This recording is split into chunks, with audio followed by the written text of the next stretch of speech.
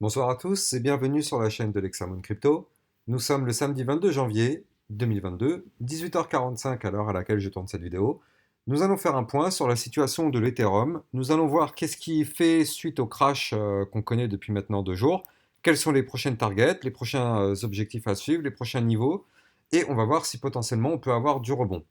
Alors, pour tous ceux qui ne sont pas encore abonnés à ma chaîne YouTube, n'hésitez pas à vous abonner, activez la petite cloche sur le côté pour activer toutes les notifications, ça vous permettra de recevoir tous les jours des vidéos d'analyse du Bitcoin qui, je le rappelle, entraînent à la hausse comme à la baisse tout le reste du marché. Ça vous permettra de recevoir aussi tous les jours des vidéos sur des cryptos pépites, c'est-à-dire des cryptos à fort caractère explosif dans les prochaines heures, voire les prochains jours. Bon, malheureusement, vous l'avez compris, quand c'est des crashs comme ce qu'on connaît depuis 2 jours, malheureusement, là, il n'y en a pas. Ça vous permet aussi de recevoir tous les jours des vidéos formations pour tous ceux qui veulent apprendre les bases du trading. Donc, qu'est-ce que c'est qu'un double bottom? Qu'est-ce que c'est que des lignes de tendance? Voilà, c'est des petites vidéos d'une dizaine de minutes qui sont vraiment orientées pour les débutants pour vous apprendre à trader de façon très simple. Alors, donc, on va rentrer dans les analyses techniques du Bitcoin. Du Bitcoin, pourquoi je dis Bitcoin? De l'Ethereum, pardon. Avant toute chose, je rappelle à tout le monde que tout ce que je vais vous dire dans cette vidéo, ce ne sont pas des conseils en investissement, c'est à vous de faire vos propres analyses. Et n'oubliez pas que quand vous prenez des trades, vous pouvez perdre l'intégralité de votre mise.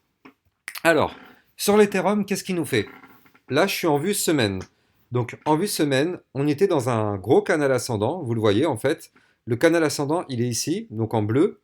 Donc, c'est très simple en fait. Quand on est dans un canal ascendant, on fait des points hauts de plus en plus hauts et des points bas de plus en plus hauts. Qu'est-ce qu'on voit aussi? Donc, tant qu'on est dans le canal, vous le voyez, on fait des zigzags, mais les zigzags sont toujours vers le haut. Maintenant, malheureusement, quand on casse un canal ascendant par le bas, qu'est-ce qui se passe en général? C'est un grand signal de vente. Et qu'est-ce qui s'est passé? Bah là, forcément, le Bitcoin a craché ces derniers jours. L'Ethereum, comme toutes les autres crypto-monnaies du marché, elles ont suivi. Et du coup, bah, l'Ethereum, malheureusement, il a cassé son canal ascendant par le bas. Donc, ça signifie signal de vente. Donc malheureusement, bah voilà, la cassure est confirmée. On a eu plusieurs bougies semaines en dessous. Et qu'est-ce qu'on voit aussi? On voit que malheureusement, on est en train de passer en dessous du ruban de moyenne mobile. Vous le voyez, le ruban de moyenne mobile, il est ici en fait. Vous voyez, il y a plein de lignes en fait, plein de traits.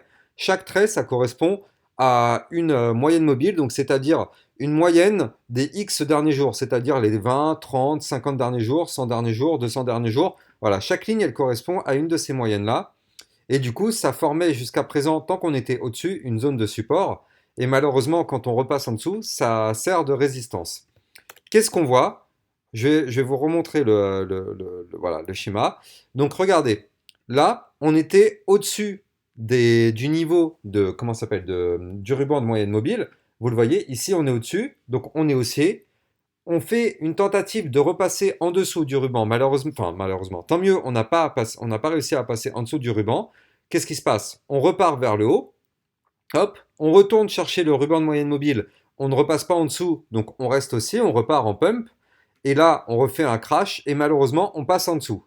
Et en général, quand on est en dessous d'un ruban de moyenne mobile, malheureusement, on est baissier. On est baissier jusqu'à ce qu'on repasse au-dessus. Donc là, on voit qu'on est en train, en vue semaine, de casser malheureusement ce ruban de moyenne mobile. Alors attention, la semaine n'est pas terminée.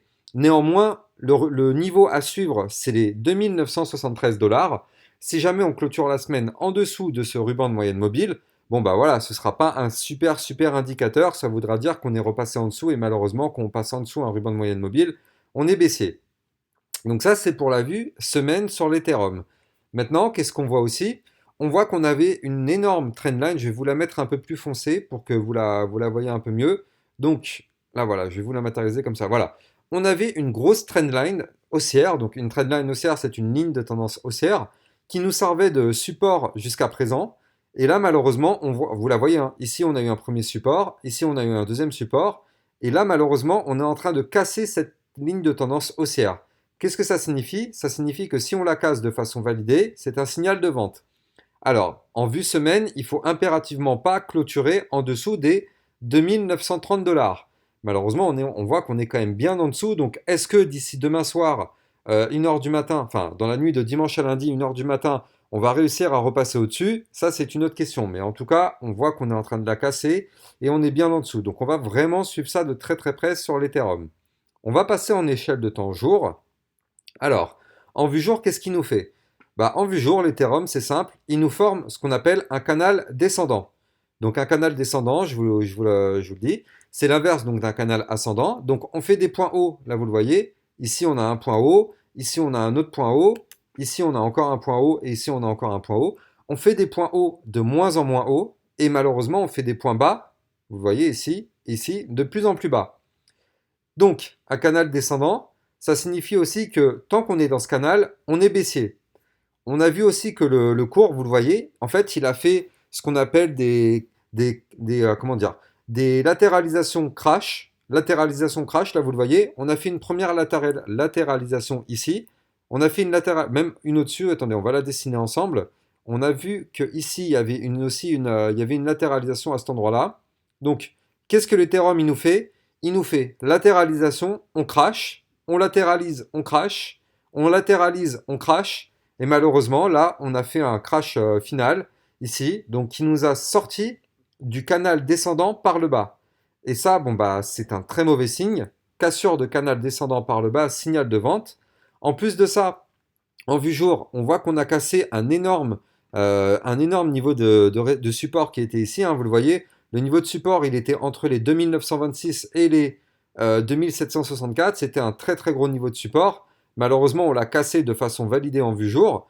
Donc c'est pas très très bon signe, ça non plus. Alors, quand on casse un canal descendant, la plupart du temps, qu'est-ce qui se passe? C'est qu'on fait un pullback par la suite. C'est-à-dire qu'en fait, on fait un crash, on casse le canal par le bas, on fait un pullback. C'est-à-dire qu'on va tester le bas du canal descendant, et soit on arrive à repasser au-dessus, bon bah dans ce cas-là, tant mieux, on retourne dans le canal descendant pour aller chercher le milieu de canal qui servira de résistance, puis le haut du canal. Mais malheureusement, si on fait une cassure du canal, on fait un pullback sur le niveau du bas du canal et qu'on n'arrive pas à repasser au-dessus, en général, qu'est-ce qui se passe? On crache de plus belle. Donc, j'espère que c'est vraiment pas ce qui va nous faire. Ce serait bien à minima qu'on arrive à réintégrer ce canal descendant. Ça nous permettrait d'aller rechercher le milieu du canal qui se situe aussi ici, pardon, au 3002, puis le haut du canal qui se situe au 3364 $. Donc ça, c'est pour la vue jour. Je pense qu'on n'a rien de plus à dire pour la vue jour. Malheureusement, tant qu'on est en dessous du niveau de résistance qui est ici maintenant, donc ça va servir de très forte résistance. Pour arriver à repasser au-dessus, il va falloir de la force acheteuse, des volumes. Ça risque d'être très compliqué. On va essayer de regarder quand même en échelle de temps un peu plus réduite, voir si on a quand même des choses un peu plus sympas à regarder. Alors, on est en vue 4 heures. Je pense qu'on y verra plus clair peut-être en vue 1 heure. Ouais, on va se mettre en vue 1 heure, ce sera plus joli. Donc, ouais, voilà, c'est plus propre. On est en vue 1 heure. En vue 1 heure, c'est pareil. On est en train de former un canal descendant, vous le voyez, hein. Canal descendant, on fait des points hauts de moins en moins hauts, on fait des zigzags dans le canal. Tant qu'on ne casse pas le canal ni par le haut ni par le bas, bah, on reste baissier. On voit qu'on est en train de faire actuellement une sorte de latéralisation en vue heure. Donc là, c'est de la très court, c'est du très court terme, hein. Là, la vue heure, vous le voyez, c'est quelque chose. Certes, si ça pump, ça va pas nous emmener to the moon, hein, clairement, c'est de la vue heure. Donc on voit qu'on est en train de former une latéralisation. Si on arrive à casser le range par le haut, donc on arrive à casser les 2493 $, bon bah très bien, ça nous permettrait d'avoir une mini tendance haussière qui reprend. Attention, si jamais on casse le bas du range qui est ici au 2375, attention, c'est un signal de vente pour aller chercher donc le milieu du canal baissier au 2286 $. Et si malheureusement on casse ce niveau de support, on ira chercher le bas du canal descendant au 2161 $. Et tant qu'on est dans cette latéralisation, bah en fait, il n'y a rien, hein, c'est du trading sur range, c'est très simple le trading sur range. Je vous ai fait une vidéo formation pour ça si vous voulez la regarder. Mais le trading sur range, c'est très simple. Quand on est en bas, on fait un achat pour aller chercher le haut du range. Et quand on est en haut du range, on vend. Et quand on est en haut, on fait un short pour aller chercher le bas du range. Et quand on est en bas, on recommence, on place un achat pour aller chercher le haut du range. Et ainsi de suite, tant qu'on ne casse ni par le haut ni par le bas le range, bah voilà, c'est du trading sur range, c'est aussi simple que ça. Donc je pense qu'on a dit un peu tout ce qu'il y avait à dire sur l'Ethereum dans les différentes échelles de temps. Moi, j'ai un Twitter et j'ai un Discord. Sur le Twitter, je diffuse des alertes en temps réel. Sur le Discord, bah, vous pouvez venir échanger avec la communauté, vous pouvez venir poser des questions, et voilà, moi et même toutes les autres personnes de la communauté, on se fera un plaisir de vous y répondre. Donc si cette vidéo elle vous aura plu, n'hésitez pas à vous abonner à ma chaîne YouTube, ça vous permettra de recevoir tous les jours des vidéos de ce type-là sur le Bitcoin, sur l'Ethereum et sur d'autres crypto-monnaies. Et ça vous permettra de recevoir aussi des vidéos formation et d'autres vidéos comme je vous parlais au tout début de cette vidéo. N'hésitez pas à me mettre des commentaires aussi pour me dire ce que vous en avez pensé. Et quant à moi, je vous souhaite une bonne fin de journée et je vous dis à très bientôt pour une prochaine vidéo analyse. Ciao ciao!